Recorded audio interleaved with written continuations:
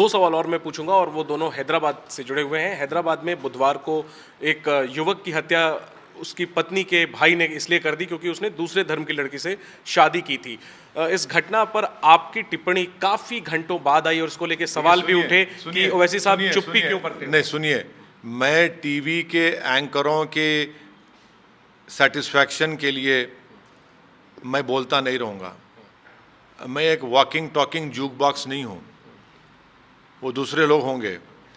मैं कब बोलूँगा, किस वक्त बोलूँगा और क्या बोलूँगा, वो मेरा संवैधानिक राइट है और हमने उसको कंडेम किया है। ये बर्बरियत है, ये जुल्म है और यहाँ पर सरकार ने कहा कि वो इंसाफ करेंगे।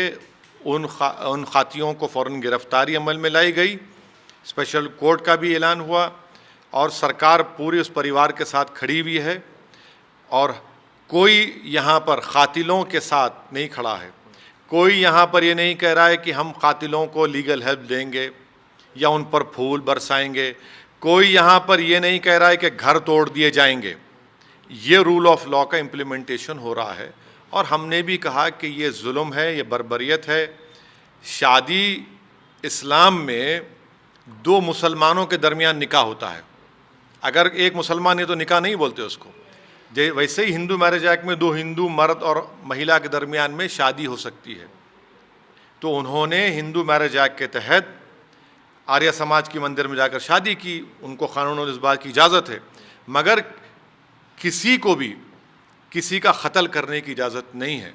आप कानून को अपने हाथ में लेकर, हमारी गाड़ी पर गोली चली तो क्या हम भी कहेंगे हम जाके मार देंगे उन लोगों को? हैं, देश में अनार्की हो जाएगी। तो और इसका देश को ये बात, देश की जनता को ये एक रवैया तेलंगाना में और दूसरा रवैया मध्य प्रदेश में है कि आसिफ और साक्षी की शादी हुई तो मध्य प्रदेश की बीजेपी की सरकार ने आसिफ के बाप का घर तोड़ दिया, आसिफ के बाप की दुकान को तोड़ दिया और उस वहाँ के डीएम ने कहा कि एंटी नेशनल है। उस बच्ची को जबलपुर कोर्ट में जाकर कहना पड़ा साक्षी को मैंने पसंद से शादी की।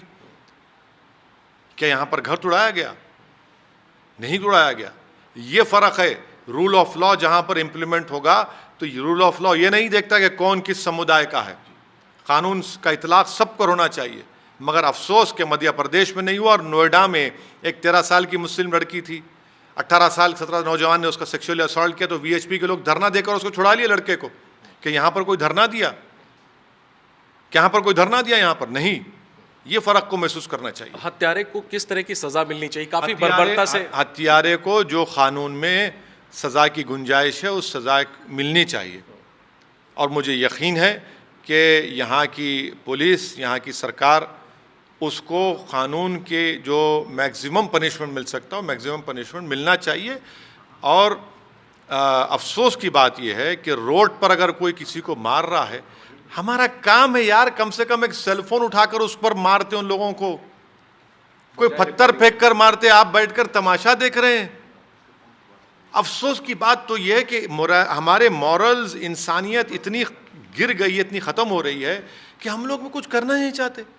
और याद रखिए, अगर कोई कल किसी को मार रहा है, कल आपके घर में घुस के मारेगा। तो पूरी सोसाइटी की जिम्मेदारी है कि इस तरह के वाक़यात के खिलाफ हम लोग खड़े हो जाएं। जो पीड़ित बच्ची है उसके आंसू पोंछने ओवैसी साहब कब उसके घर जाएंगे? ये लोग अब देखिए, ये आपका एजेंडा होगा, मेरा एजेंडा नहीं, आपका एजेंडा नहीं। आपके टीवी कैमरे के लिए मैं काम नहीं करता, मैं अपना जो काम है करूंगा। आप देश भर में पहुंचते हैं ऐसी घटनाओं पर, पीड़ितों के आंसू पोंछते हैं, तो फिर इस परिवार में कब जाएंगे? स्टेट स्पॉन्सर्ड वायलेंस जहां पर होता है वहां पर जाना ज़रूरी है। ये एक इंडिविजुअल ने एक जुल्म किया है, ये स्टेट स्पॉन्सर्ड वायलेंस नहीं है। स्टेट स्पॉन्सर्ड वायलेंस जहांगीरपुरी है, स्टेट स्पॉन्सर्ड वायलेंस खंडवा है, सेंधवा है, खम्बाट है। ये स्टेट स्पॉन्सर्ड वायलेंस है कि बगैर कोर्ट के फैसले के आप लोगों के घर तोड़ रहे हैं, कारोबार तोड़ रहे हैं। यहाँ पर आपको पहुँचना ज़रूरी है। यहाँ पर अगर तेलंगाना की सरकार इंसाफ नहीं करेगी तो हम बराबर प्रोटेस्ट करेंगे, याद रखिए।